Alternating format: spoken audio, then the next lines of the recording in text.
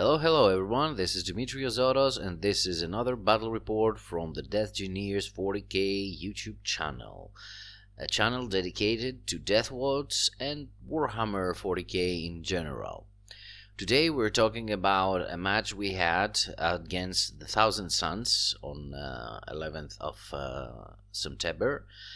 And let's start with our list. First of all, we had a Captain Gravis armor with the Power Fist and the Relic Fist, as he was leading one of the two 10-man Indomitor kill teams.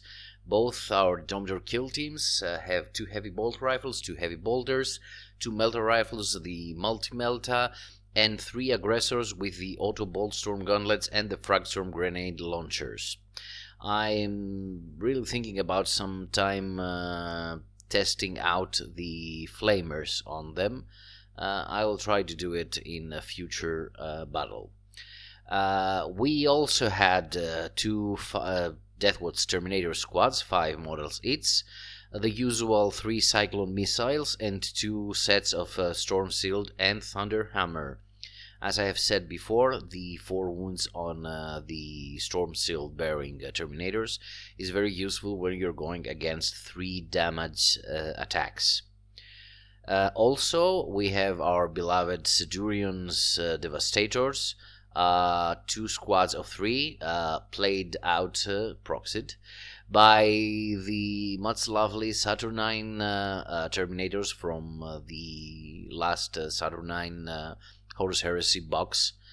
As you can see on the pictures, I don't remember if I've mentioned this before, I have put some custom made designed by me Deathwatch pauldrons in order to actually also WYSIWYG the missile launcher these units have. Also, they come with a grav cannon. Finishing off the list are 4 vehicles. It's quite a heavy vehicle list. Actually, 3 of them are walkers. Our 3 dreadnoughts, the Ballistas, the Brutalis, and the Redemptor.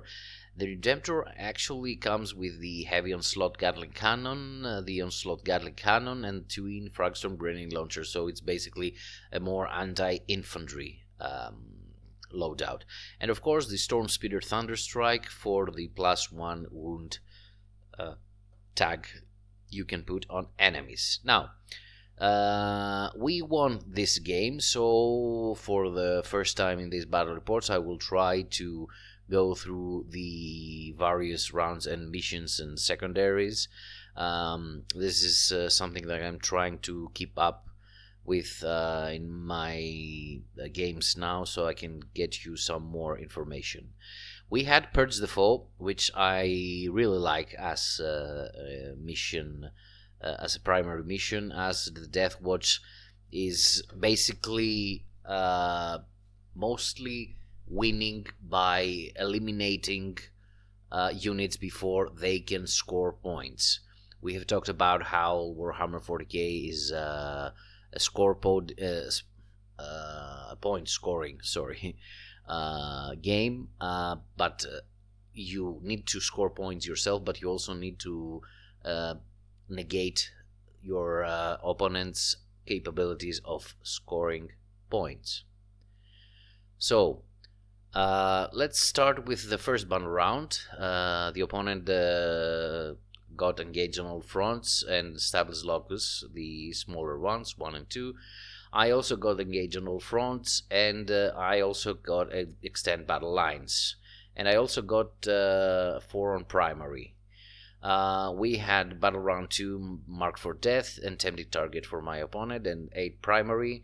I managed to do defense stronghold, and I didn't manage to bring it down, and I also got 12 on primary. We had battle round 3, 5 for area denial. This is quite a funny story, because he actually took it after I conceded it, because he actually managed to leave a Terminator with just 1 wound on the central objective, surrounded by Rubricate Marines and Magnus the Red. But since I pushed him on using one of the two profiles for Magnus the Red, he was asking. Of course, I didn't, choke him to death for it. I said, you know what? I told you to use this profile, so let's just say that you killed it. It was pretty important because he wouldn't take the no prisoners for 2, he wouldn't take the early denial for 5, and he wouldn't take 4 of the primary, because Purge the Foe gives you 4 for one of 2 possible objectives, if I remember correctly. It can give you, if you have even one objective, you get 4. If you have more objectives than your opponent, you get another 4. And if you destroy a unit, you get 4. And if you destroy more units than your opponent, you also get another 4. So he wouldn't get the 4 for the killing. But I proceeded to give it to him because I considered that I influenced him in a move that eventually didn't allow him to kill it. I got assassination because it was my turn after this that actually put Magnus out of his misery, and of course along with it I got Bring It Down, and I had more kills than him, but we had the same number of objectives, so I took 4 plus 4 plus 4. Now, for the final rounds, we actually had on Battle Round 4, I did recover assets, I had Display of Might, he had Storm Stronghold and Bring It Down, but he didn't have enough units, so we left it there. And I actually got 16 primary because I had more kills and I had more objectives. And the final count was 68 to 30. That was quite a victory. I actually had today, as I'm recording this, another fight with this Thousand Suns player, and he actually played with a list that I advised him to create with his Thousand Suns. And we actually got pretty close. I won only by, I think it was like 3 or 4 points. It was like something like 64-61. I haven't got the papers here. So yeah, I'm actually, as we say in Greece, I take my hands and put my eyes out. But it was nice to see, a fellow player evolve and get some better results, so we can all enjoy the game better. So my outtakes for this battle, and I will combine it with today's battle, although I will get another battle report on the next few days for today's battle. My take is that Primarchs are very, and in general, those big points units that are just one, monster, one character, one model, actually, they are very swingy and very situational. And if you are against someone that can counter them and kill them basically pretty easily, or know how to bait you and how to set things up so that they can remove this threat. I mean, when I removed this Primarch, the Magnus the Red, on this game, I actually had 2 mostly complete Indomitor teams. There were some very few missing from it. I had, I believe, both my Centurion squads. I had the remaining Terminator squad, as they had killed one, and I had the Speedstorm and I think the Ballistas.